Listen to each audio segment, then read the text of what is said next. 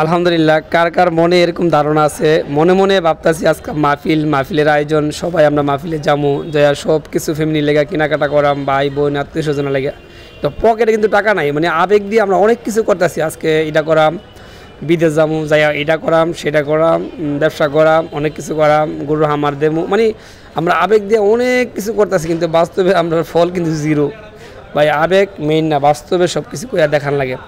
এই আবেগটা কার কার ভিতরে আছে আমার কমেন্টে বলবেন। আমরা আবেগ দিয়ে অনেক কিছু করি, কিন্তু আবেগের সাথে বাস্তব একেবারে মিল নাই বললেই চলে, একবারে কম 10%। তারপরেও মানে পরিশ্রম করলে হয়, না করলে পুরোটাই মিস।